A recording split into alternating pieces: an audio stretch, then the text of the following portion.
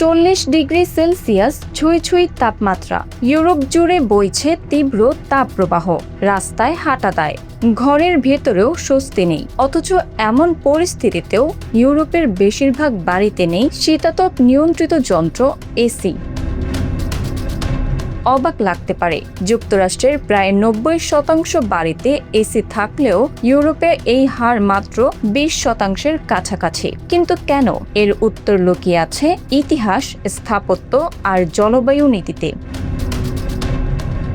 অনেক বছর ধরে ইউরোপের আবহাওয়া তুলনামূলক শীতল ছিল, তাই এসিকে কখনো জরুরি যন্ত্র হিসেবে দেখা হয়নি, বরং এটি ছিল বিলাসিতার প্রতীক। এছাড়া দক্ষিণ ইউরোপের অনেক পুরনো বাড়ি এমনভাবে নির্মাণ করা হয়েছে যাতে মোটা দেয়াল, ছোট জানালা আর প্রাকৃতিক বাতাসের চলাচল ঘরকে তুলনামূলক ঠান্ডা রাখে। আরেকটি বড় কারণ খরচ। ইউরোপের অনেক দেশে বিদ্যুতের দাম তুলনামূলক বেশি, আবার বহু পুরনো ভবনে নতুন করে এসি বানানো সহজ নয়। ফলে এসি কেনা ও চালানো দুটোই ব্যয়বহুল। এর সঙ্গে রয়েছে পরিবেশের বিষয়টিও।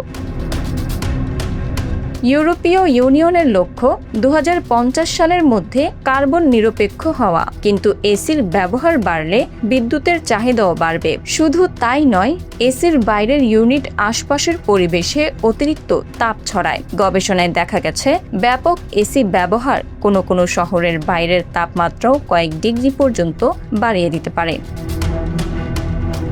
তবে বাস্তবতা দ্রুত বদলাচ্ছে। ইউরোপ এখন বিশ্বের সবচেয়ে দ্রুত উষ্ণ হতে থাকা অঞ্চলগুলোর একটি। জলবায়ু পরিবর্তনের প্রভাবে দীর্ঘ ও তীব্র তাপ প্রবাহ এখন আগের চেয়ে অনেক বেশি দেখা যাচ্ছে। ফলে এসির চাহিদাও বাড়ছে দ্রুত।